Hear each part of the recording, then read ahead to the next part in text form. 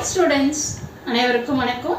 இன்னைக்கு வீடியோல நம்ம என்ன பார்க்க போறோம் அப்படினா ரொம்பவே இம்பார்ட்டன்ட்டான டாபிக் தான் நம்ம பார்க்க போறோம். அது என்ன இம்பார்ட்டன்ட்டான டாபிக் தானே யோசிக்கிறீங்க? ஒண்ணும் இல்ல. ட்ரான்ஸ்ஃபர் ஃபங்க்ஷனுக்கும் ஸ்டடி ஸ்டேட் அப்ரோச்சுக்கும் உள்ள டிஃபரன்ஸ் என்னென்ன அப்படிங்கிறது தான் நம்ம இந்த வீடியோல பார்க்க போறோம். சோ உங்களுக்கு நல்லா தெரியும் ட்ரான்ஸ்ஃபர் ஃபங்க்ஷன்ங்கிறது என்ன அப்படினு சொல்லி பாத்தீங்கன்னா it is a ratio of Laplace transform of output divided by Laplace transform of input. So இங்க என்ன நம்ம assume பண்ணுவோம் அப்படினா எல்லா initial conditionsம் 0 அப்படினு assume பண்ணிட்டு தான் நம்ம என்ன பண்ணுவோம் final output find out பண்ணுவோம். கரெக்ட்டா? அது transfer function. பட் ஆனா ஸ்டடி ஸ்டேட் அப்ரோச் எடுத்துக்கிட்டீங்க அப்படினா இங்க நம்ம என்ன பண்ணுவோம் அப்படினா இனிஷியல் கண்டிஷன்ஸ் எல்லாத்தையும் கன்சிடர் பண்ணி நம்மளோட ஃபைனல் ரெஸ்பான்ஸ் என்ன அப்படிங்கறத ஃபைண்ட் அவுட் பண்ணும். ஓகே, சோ இது ஃபர்ஸ்ட் டிஃபரன்ஸ்.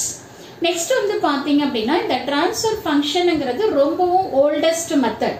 இது வந்து ஒரு conventional method to find out the or to design and analysis of control system. But இந்த ஸ்டேட் பேஸ் அப்ரோச்ங்கிறது இது ஒரு மாடர்ன் டெக்னிக் இல்லனா மாடர்ன் அப்ரோச். இது வந்து நம்ம என்ன சொல்லலாம் அப்படினா இது ஒரு பவர்ஃபுல் டூல்னு சொல்லலாம் இல்ல டெக்னிக்னு சொல்லலாம் for the analysis and design of control system. ஓகேவா? then next வந்து பாத்தீங்க அப்படினா இந்த transfer function எடுத்துக்கிட்டோம் அப்படினா the single input single output இருக்கிற அந்த சிஸ்டம்க்கு மட்டும் தான் நம்ம இந்த transfer function அப்ளை பண்ணனும்.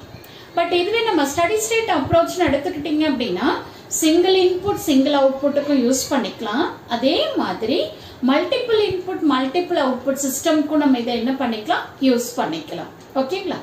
நெக்ஸ்ட் வந்து பாத்தீங்க அப்படினா இந்த ட்ரான்ஸ்ஃபர் ஃபங்க்ஷன் எடுத்துக்கிட்டீங்கன்னா இது எங்க வந்து அப்ளிகபிள் அப்படினா லீனியர் டைம் இன்வேரியன்ட் சிஸ்டம்ல மட்டும் தான் இது வந்து நம்ம அப்ளை பண்ணும்.